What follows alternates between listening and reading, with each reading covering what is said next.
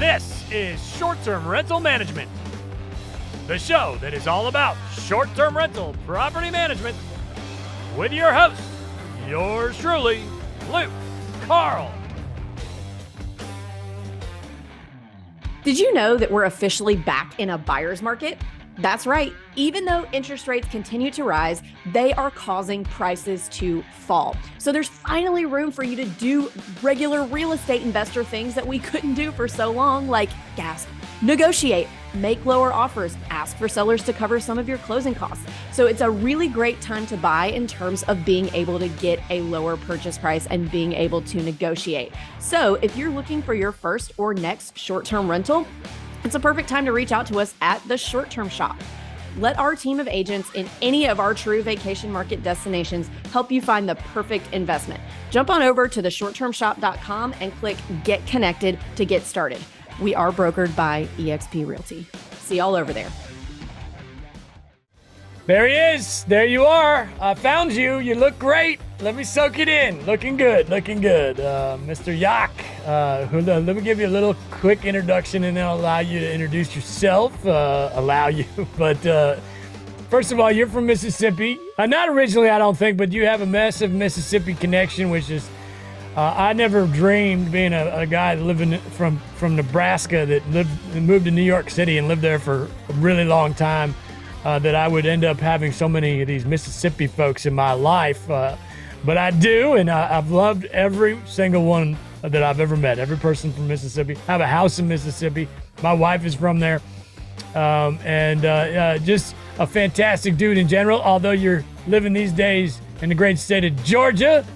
So without further ado, Mr. Yak, please tell us a little bit about yourself.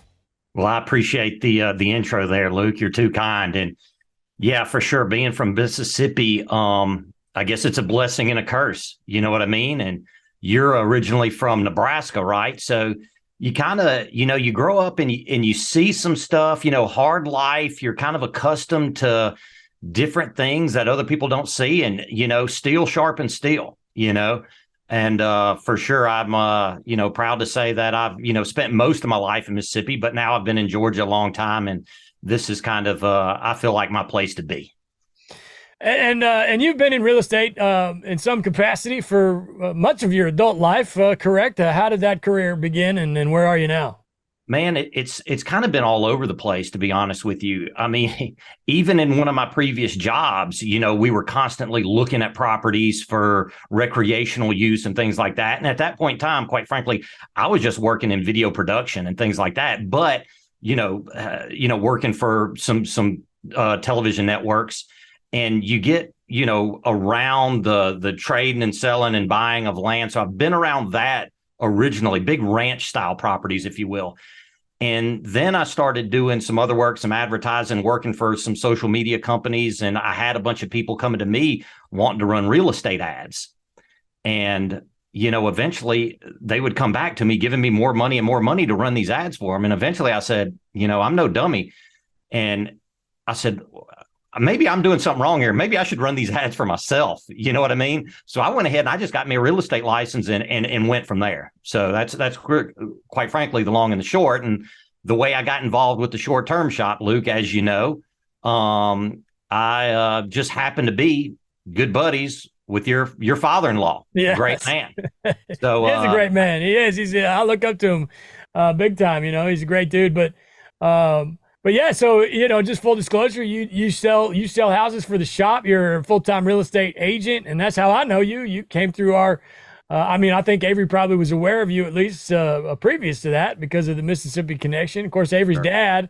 He knows every human being on the planet, and you happen to be one of them, and it worked out, and you're selling houses these days in North Georgia. So tell us about that for a little bit.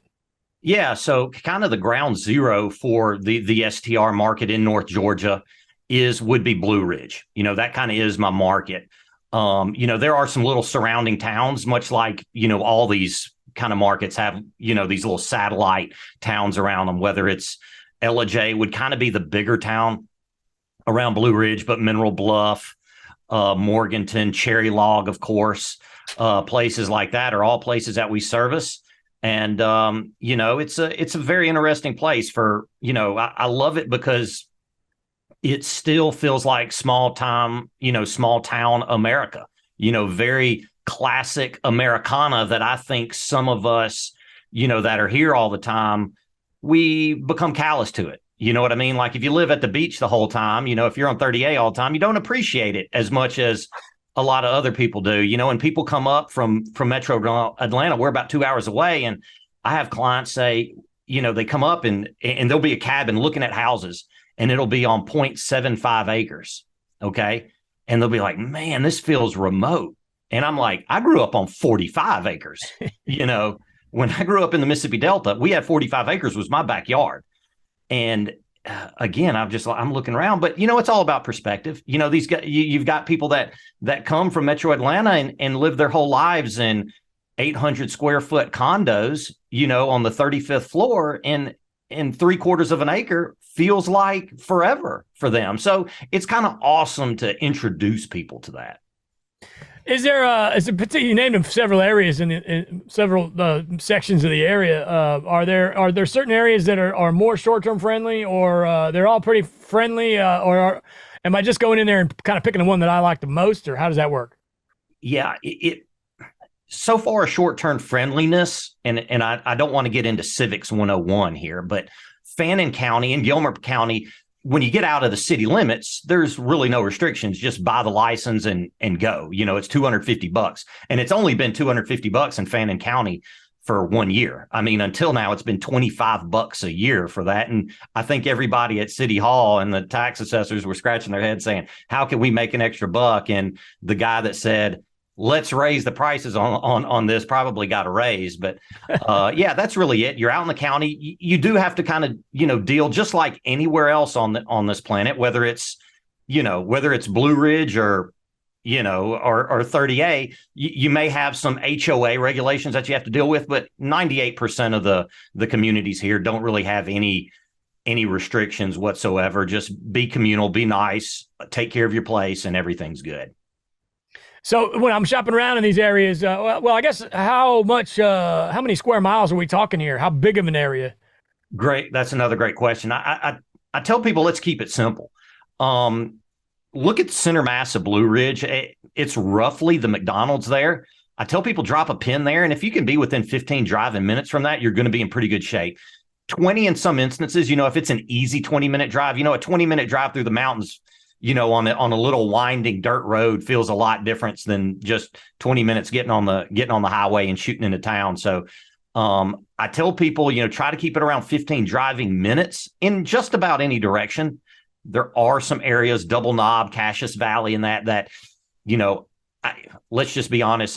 I wouldn't call them 4x4 required, but I would call them 4x4 recommended, depending on, and this, Luke, you spend a lot of times in the mountains, on some of these little gravel roads, not with a certain amount of steepness, but you do need to have a little bit of practice on, going up, even a slight incline. Imagine this, you got 4 kids and you're in your Toyota minivan and it's, loaded to the hilt. You got your turtle shell on top of it with another 250 pounds worth of stuff. And you're trying to pull up a gravel road that has a slight incline. It can be a little challenging. So kind of, I tell people there's not many places around that are 4x4 required, but there are some that I would say 4x4 recommended. But right. I've gone everywhere in a Ford Fusion. So is that what you drive on a daily basis? I can't see. No, it was what I drove, and it was just a hybrid Ford Fusion sedan. And I've been able to get just about anywhere,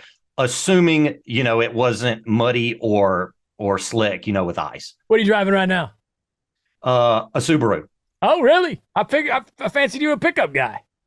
I've been everything. I've driven Toyota pickup trucks to Acura sedans. I'm just all over the map, man. Are we talking a station wagon here with this Subaru? Or no? I got the Forester. I bought me the Wilderness Edition. I originally had the what's the one everybody has? The Outback. Oh, Outback, great yeah. Car. It's a little more highway oriented, but I wanted to get the shorter one for one reason. It's a lot easier to go through a switchback with a shorter wheelbase. Mm-hmm. And to me, that little Subaru Forester, man, I can get out of any parking lot, And when I say parking lot on some of these cabins, Yeah. That's a little tongue in cheek because it may just be a dirt patch that's 9 foot wide, and you got to do your best to kind of Austin Powers your way out of it. Yeah, when you're backing up, and if you go 3 inches too far, you're down the cliff. That's it. Well, I don't want to put it that way, but maybe. Yeah. But that's the beauty of it. I mean, I was the same way. The Wilderness Edition. When we first started going out to the Smokies all the time, Avery moved me down to Tennessee from New York City, and I didn't have much experience. Grew up going to Wyoming all the time when I was a little kid, but I was too young. I wasn't driving or anything. And yeah, there were several roads where I was like, nope, not doing this. And I mean, there was one where I threw it in park, and I got out, and I said, Avery, I'm leaving this truck here, and I'm walking down this hill, and I'm going to go buy another truck. I'm done with this. I'm not going up I'm not doing anything on this road ever again. And I ended up buying that house that was way at the top of that hill. And she talked me into going up there, and bought that house, and it's crushed it ever since. I actually just got new pictures back on that one this morning, and could not get over just how far it's come and how far I've come, and what a beautiful home it is. Of course, when you get up those hills, as you know, there's a benefit of that. That's where the views are. That's it, man. I tell everybody, I don't think you have to be a geologist or a physicist or anything like that to figure out, if you want that long range view, you got to go to the top of the mountain. You know what I mean? Like there's no shortcut. I haven't seen a mountain with an elevator on it. I'm not saying it doesn't exist, but a lot of people are like, hey, I want an easy drive in a long range view. And I'm like, man, sometimes those paths don't cross. Mm-hmm. Those can be mutually exclusive. And in the cases where it's an easy drive to the long range view, break out your checkbook. You know what I mean? Because that's what everybody wants. Oh, big time. Yeah, that's going to cost you. If you want an easy road with a big driveway and a killer like panoramic or half panoramic, man, you're talking huge money. I do have my main Smoky Mountain house on the other side of the hill from you, obviously, in Tennessee. It's in the lowlands. It's in the flatlands. Real easy to get to. I get the motorhome up to it, no problem.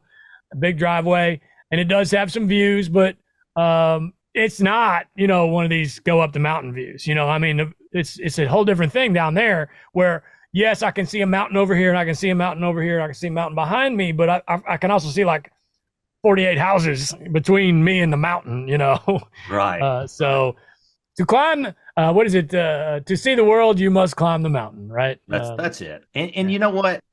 I tell a lot of these people, some of these drives, look, I tell everybody when they ask me what's the drive like, I try to be as honest with them as possible, but my level of comfort on some of these roads can be totally different than somebody else's. So it's a little bit subjective. And I tell everybody like, hey, I'm used to going up and down these roads. Like I can do this thing in reverse blindfolded, whereas somebody shows up in their Honda Civic, it may be, a little intimidating for them. So, but I also let people know, a lot of these people, like we said, that are coming from Metro Atlanta, part of it's part of the experience, right? I mean, it's part of the adventure. It's part of the journey. And I'm not saying a drive where, you have to, get out of the truck and lock the hubs in, but, something that has a little bit of dirt, a little bit of off-road. A lot of people love that because it gives them the feeling that they're doing something special, that they're going somewhere special. So I tell people, don't discredit that, like play that up, because a lot of people do think that's a pretty cool thing. Absolutely. Yep. Listen, mountain life, you're making me miss it big time. I'm headed that way. Come April, 1st of April, I'm going to go visit my cabins. Hell, I got 2 or 3 of my cabins I haven't seen in like 3 years, not with my own eyeballs anyway, and I just miss them. And so I'm going to get up. I'm going to go. I blocked one day for all 5 of my cabins in the Smokies on the east side, in Tennessee, west side of the hill there, East Tennessee. And I'm going up I'm taking the whole family. I was going to be just me, and then Avery said, you know what, I'm coming. We're coming. I want to bring the kids. So I'm like, that's great. Let's do it. So I'm going to inspect. I'm going to take the kids with me, I think, to go inspect. I'm going to go visit visit a deer that I got hanging on the wall that Avery's dad was. Sure, Doc didn't have anything to do with that. Oh, yeah. He definitely had partied to that. And also, and then we're going to hike. We're going to do a big hike, me and a couple of knucklehead buddies. You're welcome to come over to the other side if you want to. And we're going to get together and do an all-day hike, one of those ones where it's like, 5 hours to go 6 miles, because it's so steep. Right. But then when you get up there, it's like, man, this is, there's another quote. It's very similar to that other one I said, but climb the mountain, not so the world can see you, but so that you can see the world. I have no idea where I heard that, but it stuck in my head. I use that on my guests when they complain about my steep roads. Well, you know what they say about us hillbillies up here now. Eventually, if you're up here long enough, you get one leg longer than the other. It helps you kind of get up the mountain a little easier, I love it. So today we're here to talk about the economy. I know you have some great perspective on the subject, and I'm certainly no expert on it. I'll be honest, the extent of my current events is not what it should be. I'm first of all primarily in real estate only, and then I don't watch the news. Which I should, I suppose, but it makes me stressed out. And I check the stocks. That's about it. I'll check the stock ticker at least once a day to see what's going on. But I do have opinions based on, on the purchasing of properties, which I do on a regular basis. So basically I wanted to see, we had a good conversation about this the other day. So I wanted to get it on wax and talk a little bit more about it. Where are we on the state of the economy today, in your opinion? Well, again, and I'll preface this just like you did. I don't fancy myself an economist, nor do I have a degree in it. But you and I are around a lot of people, and we see a lot of money move, and on a day-to-day basis. So you can't help but seem to think to have some of, you tend to have opinions on it of what you see. And I'm like you, I don't stay glued to the news, quite frankly. If it's not, a football game being played on TV, I'm not watching it. But we are kind of an interesting time here. Inflation's definitely here. You feel it. It's the simple things. It's the cliched things. It's when you go to buy eggs, they're, $6 a dozen instead of what they used to be. Or when you buy milk, it's, $2 or $3 than you think it was. Today, or was it yesterday, I went to the grocery store and I bought a pack of bacon, Luke. And I remember a pack of bacon looked like, my whole life was kind of one standard size. And I got it the other day and they were like this long, and I cooked it up and they fit on a piece of sliced bread, just barely hanging off the edge. And it cost just as much as a full size piece of bacon. And I'm thinking to myself, man, what's going on here? But with that being said, you still see people spending the money, right? Like, so what's going on? Like, prices are up, but And look, I don't know how to necessarily word this, but I run in a pretty blue collar circle here. I don't have a yacht, at the marina. I don't need a lot of things to make me happy. Outside of as long as my wife's happy, I'm happy, and the kids are healthy and they're eating their food. That's really all I need. But with that being said, you see these prices going up on just about everything, but people don't really seem to have slowed down. I mean, do you feel the same way? Absolutely. I was walking one of my long terms the other day, and it was an eviction. This is a house that they hadn't even lived in there in a year, and it was completely rehabbed right before they moved in. Nice looking house.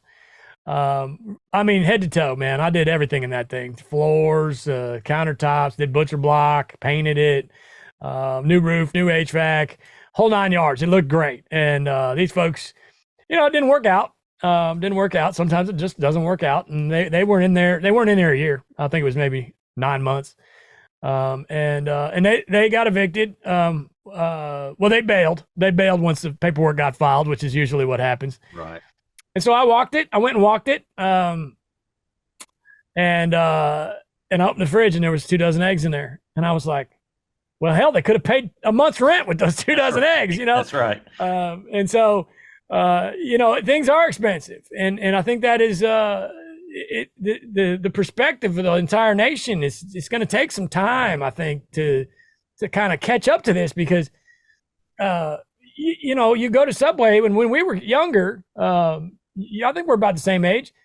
You might be a little younger than me, but when $5 foot long. Yeah, exactly. $5 footlong. What happened to that, dude? You go to Subway now, it's $18, right? For like a Subway and a chip and a drink. And it's like, man, am I just getting old? But the times they are changing. It is. And it's in everything. And I don't, my understanding, again, not being the economist, is they printed a lot of money, in the past 4 to 6 years. And, I'm not going to name political names. How much is it? The last figure I heard was like 14 trillion. I'm sure it's probably more than that at this point in the last 3 years. You definitely see it. It's like, okay, all this money's here, inflation's here, but, and I'm sure there's people, look, all the time, there's people on hard times, right? People where, there's a lot of people where the, $4 gasoline, the $6 eggs, and the whatever it is, a $7 toilet paper is really, breaking their back, and that sucks. But I feel like a lot of kind of middle America, it maybe hasn't had that impact, but it's still here. And like I was reading the other day online, it's like, minimum wage is going up, and I know that's a hot topic deal. And when you're paying somebody $20, God bless, I'm glad you're getting it, but we have to understand when you're paying somebody $25 to stock a shelf, that will have an impact, right? I mean, there's no other way to do that. I think everybody assumes that, the Jeff Bezos up top is willing to take a pay cut. A lot of times that's just not the case. You know what I mean? But I do feel like it's, what's the word? I feel like we need to kind of find some stasis here, find some equilibrium in this country with the economy. And I would just love, Luke, if things just settle down. Give me 6 months of interest rates not changing. Mm-hmm. You know what I mean? It's been this past, since COVID, before COVID, everything's been so dynamic. And I don't know if that's the new world we live in, the digital world. I'm sure that has an impact on it. But I don't think people are able to get used to anything anymore. You know what I mean? Like as soon as you become, I kind of akin the economy a little bit to my phone.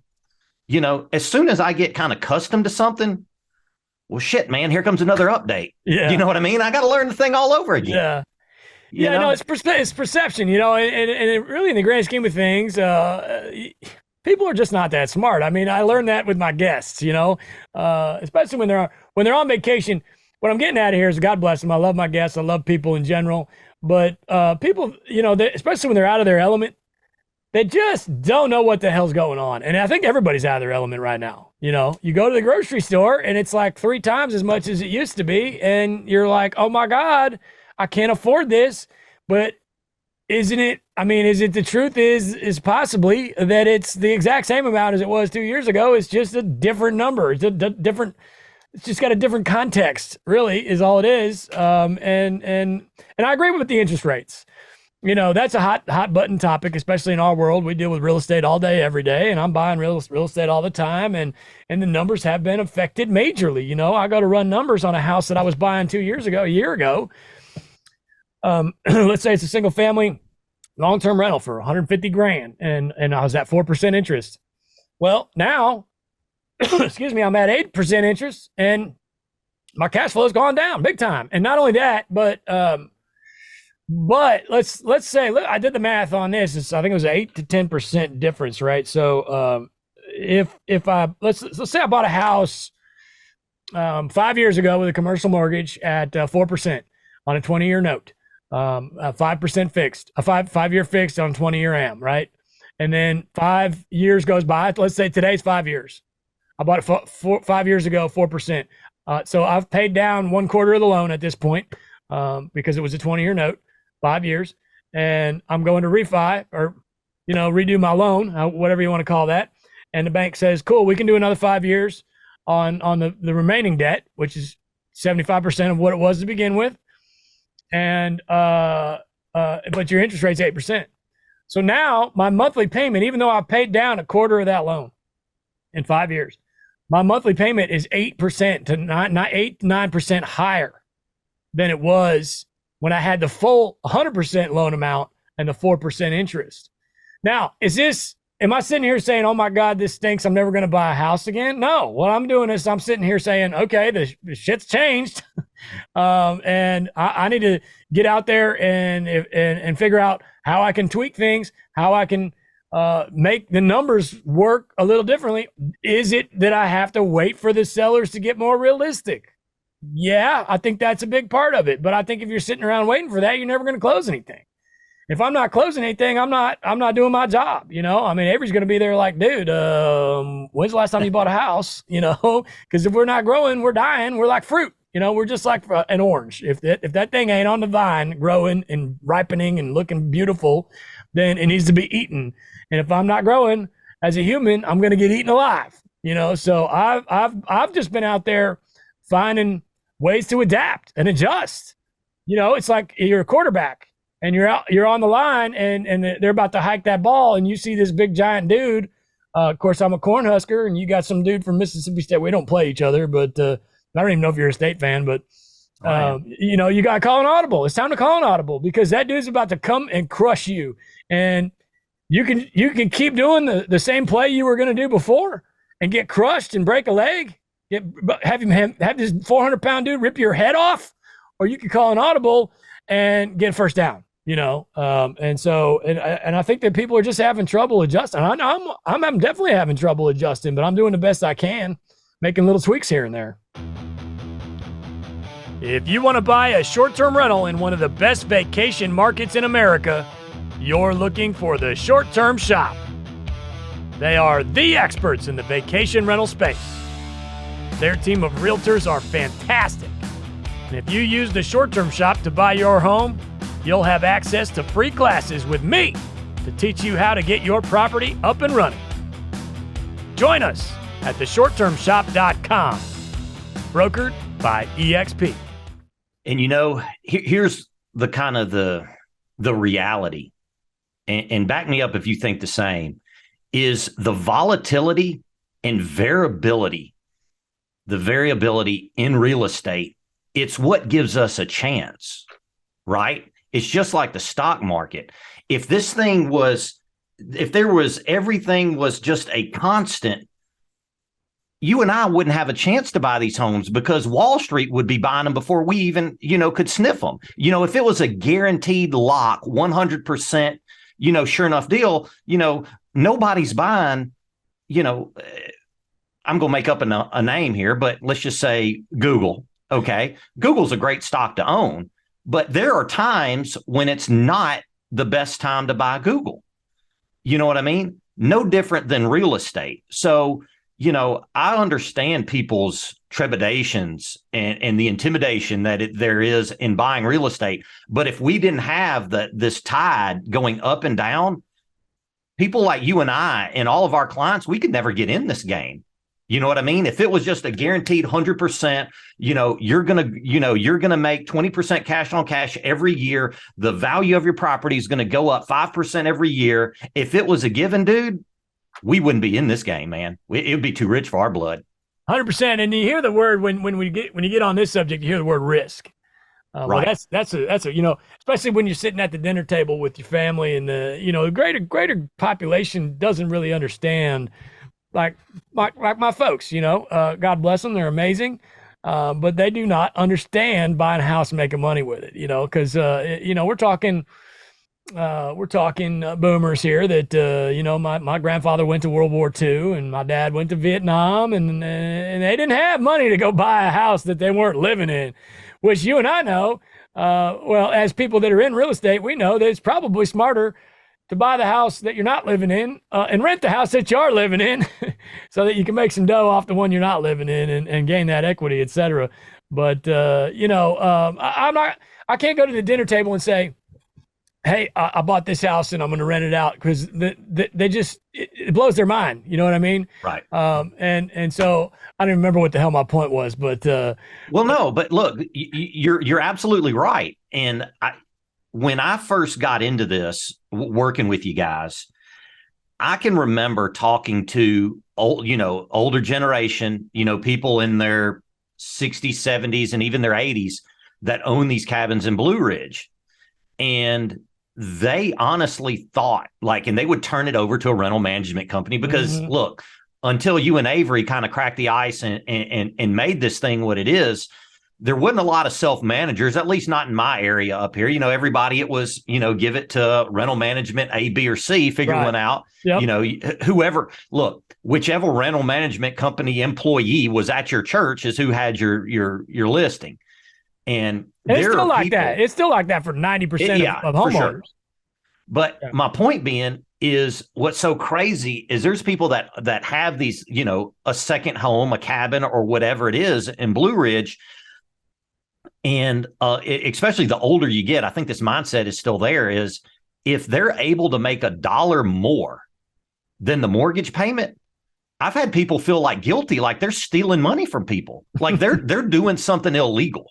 And it's kind of crazy. It kind of goes into what you're saying. Like people don't understand this, leverage and buying a property just to rent it. And, you even have some people, I've got friends I went to college with, they don't feel like they make money on a property until it's paid for. Then they only make money. Right. Yeah. If it costs $100,000, they're collecting mortgage. And then they don't really make money until it's paid off. I'm like, man, that's not how this works. Mm-hmm. Right. Leverage. Kiyosaki, not Ramsey, Kiyosaki. Yeah. But, back to the interest rate thing, I do feel like we're there. They just lowered it, or they raised it lower. They lowered how much they raised it. Right. 1/4 of a percentage last week or whatever that was. And it was, it was for 3/4 of a percentage there every chance they got for quite a while. And I mean, what am I going to do? I'm not here. I don't know how to run this country, but I do know that the bottom hasn't, things could be a lot worse is what I'm getting at. With what happened, with the amount of money we had before and now the amount of money, the paper money, again, $14-15 trillion that didn't used to exist.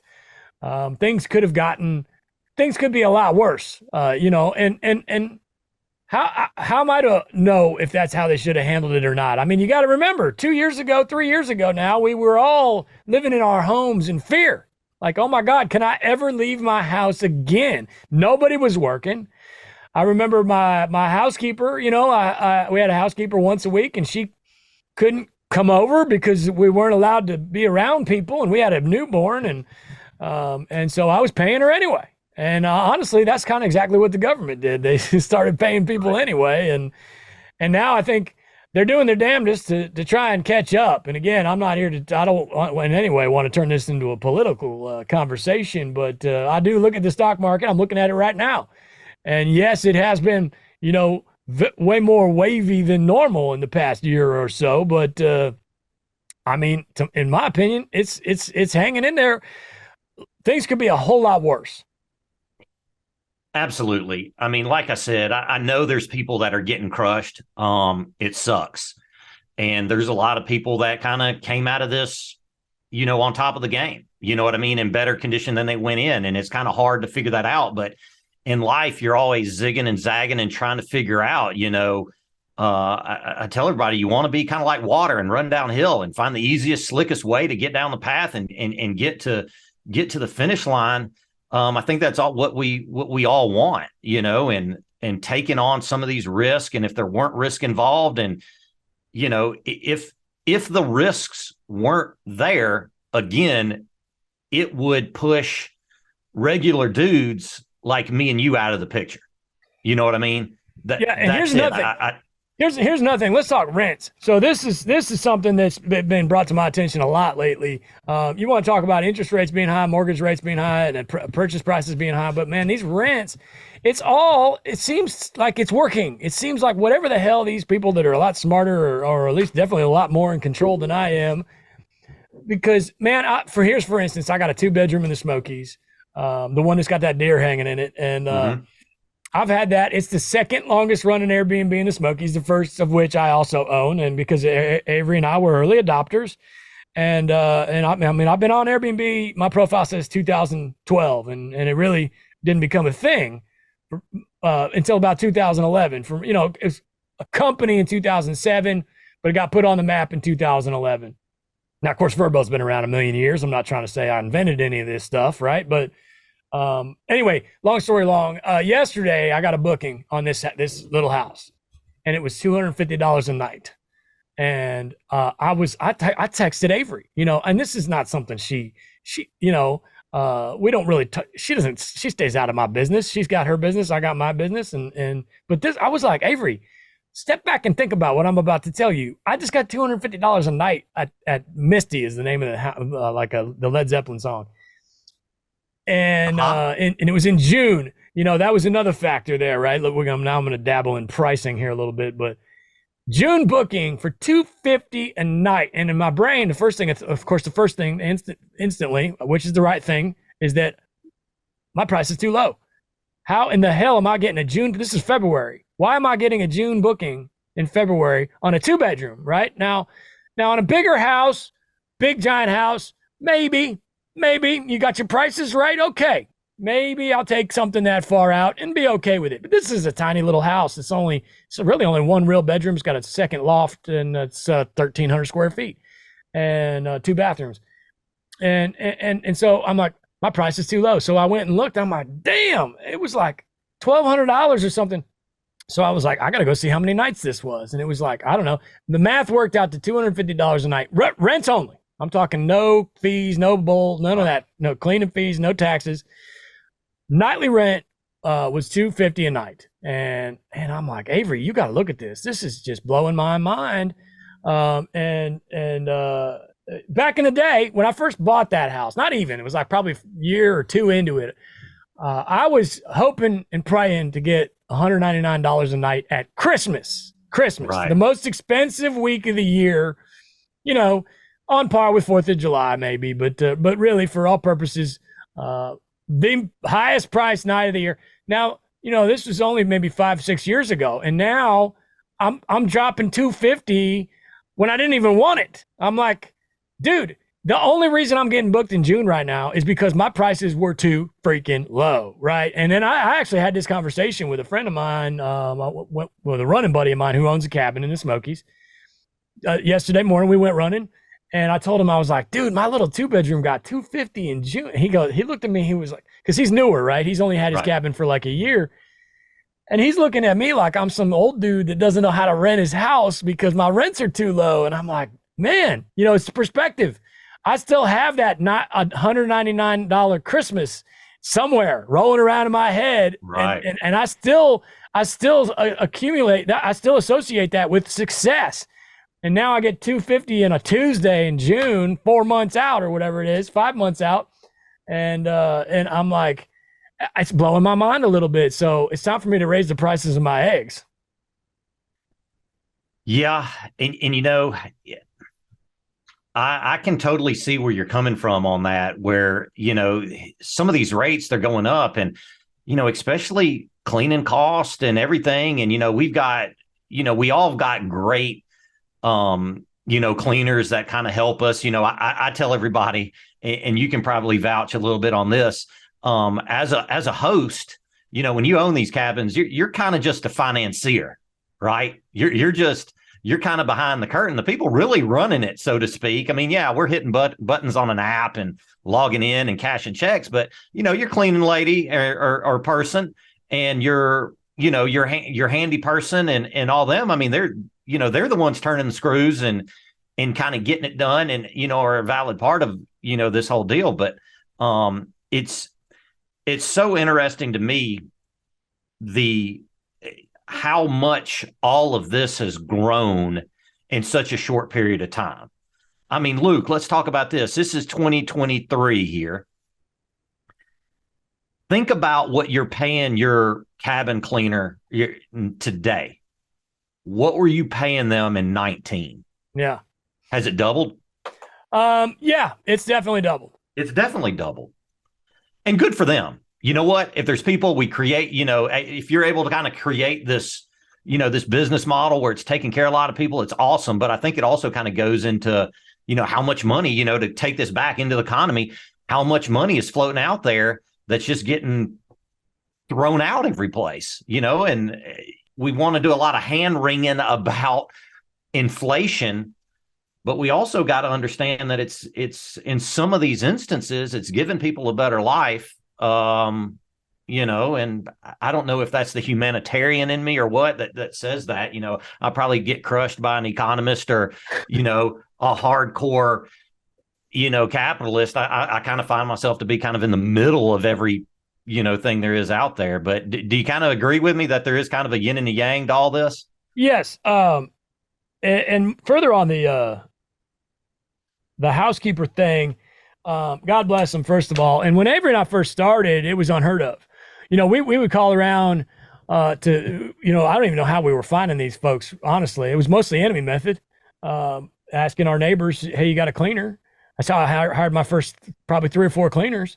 And you call around and they're turned off by the fact that you own the house. It was too risky for them. It was like, well, what happens if, this and that, and I take you on, because they were all working for the property management companies back then. And so they had a cushy gig. They probably had a car, a truck, a company car that they could take home and leave in the driveway. And the company was paying for gas. They weren't getting paid much, but it was a little more stable, I guess you could say. And then along came this Airbnb, and fast forward 5, 6, 7 years, and now it's the norm. Not for everybody, but it's still in most vacation towns. It's probably 80-90% is the statistic I recently heard.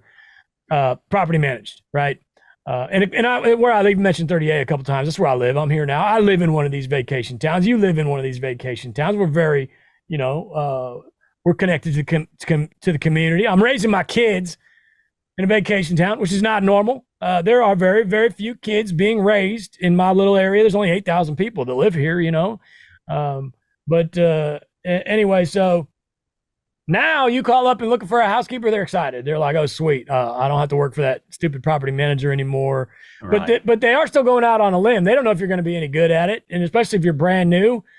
So you got to be careful with that. But yeah, we're creating jobs, and it's a wonderful thing. And again, we didn't invent Airbnb, invent Verbo, but they've given a way to give power back to the people. And I think that's as a rock and roller, that's a wonderful thing. And it's an interesting perspective that we have together here on this, because most guys that's sitting around talking about real estate are just like, fat rich dudes, and they're laughing and saying, I raised the rent the other day and this and that. And because that's who can afford, quite frankly, to buy real estate. That's something that a lot of folks don't talk about, don't realize, is that real estate is a rich man's game. It really is. If you dude, I just sold my last property to a guy that's a fireman. You know what I mean? Like, it's changing. How freaking blue collar can you get? This dude saved. We had a conversation 2 years ago, and he saved and saved and saved, man. And he's going to be the proud owner of an awesome cabin here shortly, And that's what I'm talking about. Power to the people, because traditionally it is true. You to get one of these down payments together, because this is, if you're moving into it, FHA, you can get a 3.5% or 5% interest, or down payment. I'm sorry, not interest, 3.5% interest. Oh man, I just made a lot of people mad with that one. But back in the day, you could do that. But 3.5% down or 5% down to move into it, that's the government's way of protecting their people. But now people are finding a way to make this happen. Like you and I. I didn't have any money when I started, and I love seeing it go that direction. But that's something a lot of people forget about, that traditionally, you got to have a lot of money, because it is called investing at the end of the day. And when I first started, I didn't have any money to invest. So what was I even doing in this business? But I kicked and screamed and made it work. Can I change the subject here? Yes. And talk about, since we are kind of going on interest rates and having the conversation about money, let's be honest here. All this impacts the big picture, which is everybody's margins. That is what everybody wants to know, is like, hey, if I make X and it costs me Y, does the delta between X and Y satiate my comfort level? Ultimately, that's kind of the formula that everybody's working with. With that being said, there's a lot of people that say, man, I'm just, I can't make the money I once was, or what's going on, or, Hey, Luke, Panama, makeup place here. Panama City is saturated. What do you say to the people that aren't able to, let's just say, really make this a way of life and be successful at this? Well, all I can do is tell my stories, right? Yeah. I'd like to sit around and try and be an expert in all in this and that. It's not my thing, but I can tell stories from me being growing up, son of a mailman and a hardworking family, and my mom cut hair, everybody's hair but mine, obviously. But so when I first started, I bought my first house in 11, right? So it was like, I mean, a lot of people's eyes, it was prime time to be getting into real estate because the crash had happened. We kind of recovered from it a little bit to the point where you could get a loan again, but things were still cheap. But I'm here to tell you, it was not freaking easy. I probably made at least 10. At least it was definitely double digits offers before I bought my actual first investment property. And a lot of that, honestly, was because I was green. I was scared to death. And I think that, it's a big part of it today, but now they may have a better reason to be scared than there was back then. But it was the same thing back then. You sit at the dinner table at Thanksgiving and you say, I've been looking to buy a rental house. And I remember my uncle, who was like a high level, I thought high level, I think he was I think he's a CPA or something at a big company, a numbers guy. He was like, well, you got to get LLCs. You're going to get sued, and I'm like, this is the most successful dude in my family telling me that I should not do this because I'm going to get sued. And I was like, there's got to be a better answer out there.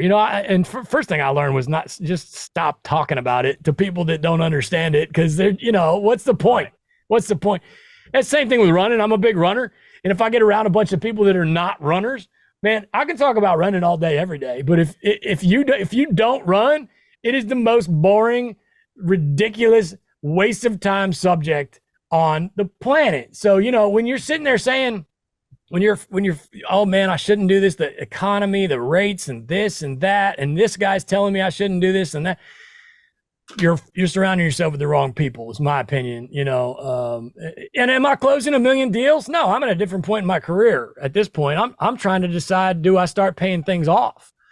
But I never would have gotten to the point where I am today, which again, I'm still small potatoes here. Compared to like a Grant Cardone or somebody, I'm just a dude with some doors, and don't get caught up in that number of door crap, by the way. But I am at that point in my career where I'm like, man, it would be nice to kind of slow down a little bit and maybe focus on the kids and start paying things off. And I never would have gotten, that's my point. I never would have gotten to where I am now. So, oh my God, I got this horrible decision to whether I should keep buying or not buy. Poor me. If I hadn't just gone in and just bought, every chance I got. Every time I had that down payment, man, half the time I don't even know where they came from. Dude, when I started in real estate, I had literally like $16, but next thing, but you get focused, get laser focused and don't take no for an answer. And the shit just comes together. Yeah. And I can remember buying my first property and the real estate agent told me, what do you want to do for earnest money? And I'm like, what? I'm like, I don't have earnest. What is this? What is this? What is earnest money? And I was scared to death to ask my folks. So I kind of did like you. I found my, the guy in my family that I thought had a little more money than everybody else. And I kind of said, hey man, can you give me a no interest loan here? And that's what I needed to make it happen, so we all start in different places, but I do think it's interesting now that, and let me back up because you make this thing sound real easy. And well, that is a problem. But wait. I'm going to tell on you. Okay. I'm going to tell a little story that a lot of people don't know about Luke Carl. And this is about his personality. And if you want to look behind the curtain, and this sums up everything why you are so successful. It was a little story and you probably don't even realize you told it to me, but it just stuck in my craw. And I thought, this is why this dude gets it. And it was when you told me, you kind of joked about how OCD you are. You kind of said it jokingly, and behind the scenes, Avery has told me it's true. And you had mentioned something that somebody had scratched. Something, I think, or something happened on a stairwell. There was a scratch, or there was a drop of paint or something on one of your properties down in 30A. And it just bugged the shit out of you so much. You drove 2 hours to go over there to do 20 seconds of work to fix this thing, because it was just how you grew up, man. Yeah, you're in Nebraska. And, if your shoes still fit and there was a little tear, or you didn't throw your shoes away, you fixed it. If the damn thing worked, but it had a little something wrong with it, you wrote it out and you took care of what you had. And where I'm going with this is, I don't think a lot of hosts have that mentality that you have, in the fact that you drove 2 hours to do 30 seconds of work because it bothered you, and you assumed it bothered a renter. Dude, that's why you're hitting home runs every time you go up to bat. It's that level of, and pardon my French here, it's that level of give a shit that a lot of people don't have, and you need to get it. I agree. I don't remember that particular story, but I guarantee that did happen. And I don't like to say OCD. I like to say obsessed. I think obsessed is a good thing. Fair enough. And I agree. If you're sitting around saying, well, I can't get this done, I can't do that, and I can't, then you don't give a shit. Because the answers are out there. I found them. I'm living the best life that I could ever possibly live, and I like giving back, which is all from a book called The Go-Giver. So I'm going to give my first book recommendation for the show, and I'll give my second recommendation, which I already mentioned him once, so I'm going to mention him again, Cardone. You talk about being obsessed. He's got a great book called Be Obsessed or Be Average. That dude changed my life big time, so I'm going to throw that out there. But Yak, you have any books you read recently that you enjoyed, and or most recent concert? Man, oddly enough, for me, I've read some fiction lately, which I know you're against that. Don't care about that. Yeah. What is Don't Split the Difference, Never Split the Difference. There you go. That one's had that book has had an impact on me. In terms of nonfiction books, self-help. I'm kind of a podcast guy, now that, you're on the road, you're driving, I want to utilize my time. Never Split the Difference, Chris Voss. That's great. He's got a new book too, by the way. But what podcast are we on?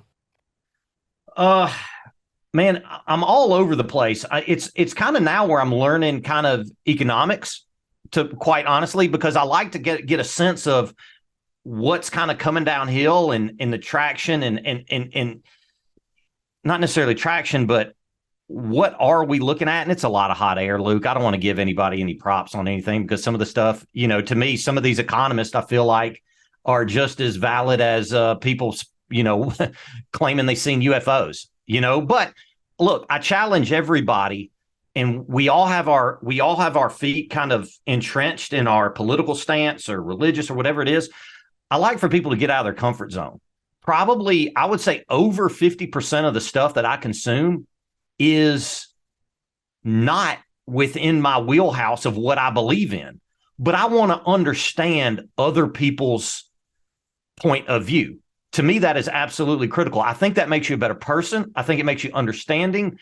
And, when you have people, and for me, look, I'm just a country boy, man. But when people come from Atlanta, I'll never forget this. I went on a road trip one day and met this other guy, and I was talking, and somehow the conversation started. I was like, yeah, when I get back home, I'm going to have to get on my riding lawnmower. And he was like, what? I was like, my riding lawnmower. He's like, what's that? This could have been alien technology to him. He just lived the life. I think this guy was from Manhattan, and he never, he never had to mow grass or run a weed eater or yeah, but see, dude, anything like that. Where I come from, when you said riding lawnmower, I'm thinking, damn, this guy can afford one that you can ride on. You come from money. That's old money right there, Luke. If you got a riding lawnmower. It's probably green, too. This guy's loaded. Yeah.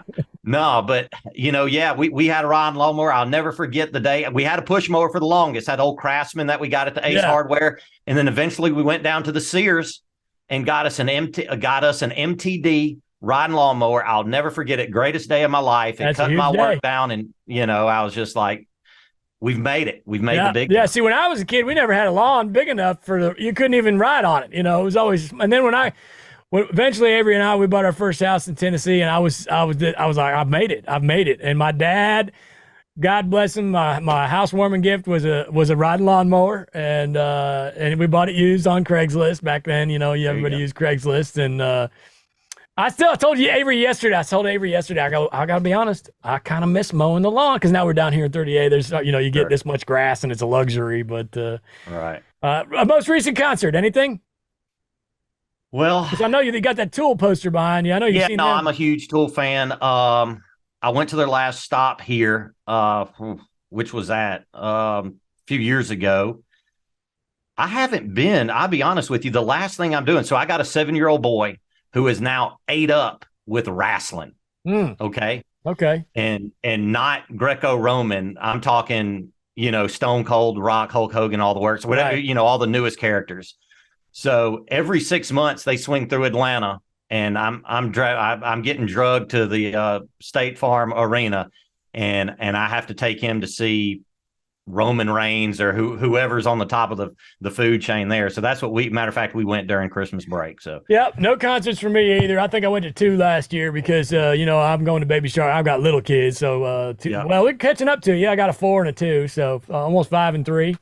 Baby Shark Live. And I'm getting ready to take them to the Monster Trucks in May. That'll be a lot of fun. But that's the one thing my dad used to take me to. And when I lived in Memphis, Tennessee, we would go and watch that at the Coliseum, the Monster Trucks. And it just doesn't. I hadn't seen it. Was it Monster Jam now? Yeah. And hadn't been able to do it. I just found out, and I'm totally going way off base here. You grow up, Bigfoot. You remember Bigfoot was the big blue Ford truck? Bigfoot. Yeah. I mean, that was like that was the Michael Jordan. I don't think he's around anymore, right? Yeah, I'm trying to figure out what happened to Bigfoot. Yeah, because Gravedigger's all over everything. Right. Actually, Gravedigger is based out of Kitty Hawk, Outer Banks. I was actually just there recently. Short-term shop sells houses in Outer Banks, a fantastic vacation market. And I drove by. Unfortunately, they were closed. I would have loved to got a T-shirt, but Gravedigger. But I'm taking the kids. And then I got one called Max, which is my daughter's name. So she likes that one. That's the one with all the spikes on it and everything. But anyway, well, we have to get together. There's some shows coming up. I think some, these 4-day festivals of some heavy rock somewhere down in Florida. So we may have to get together and do that. I think it's probably Daytona. Love it. Now, if I want to buy a house from you, you're selling houses in North Georgia there. How do I get a hold of you? The best way, per usual, it'd be Yak, YOK, at theshorttermshop.com. Other than that, go to our website, man. Luke, Avery and the rest of the team spend a lot of time. We got a great website. Go on there, sign up. They get to hear more from you, when they do that and, get enrolled in our classes and things like that. It's amazing to me, the platform that you guys have created you guys are literally rolling up, 15 years of knowledge into a couple hours a few times a week. And I tell people, look, there's these podcasts, there's information, there's how to run your short-term rental stuff. It's all over the map. It's all over the place. You can get these tidbits on YouTube, but man, if you want to go back to what we were saying, if you want to go to the Michael Jordan of this, man, sign up, go to the short-term shop. Look, man, I've been that guy on the outside looking in, and I have no shame in saying, Thank you, sir. I do have my BHAG board right here, which is a Jim Collins thing, and is the good to great guy.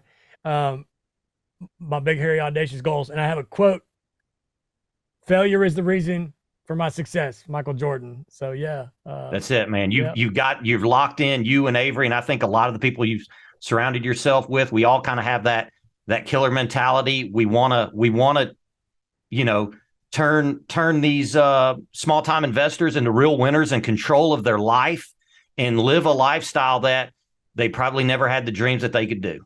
Yeah, that's what it's all about. Freedom. It's all about freedom. All right, Yak, thank you for your time, brother. Appreciate it. And long-haired Luke, Cashflow Carl saying, don't overthink it.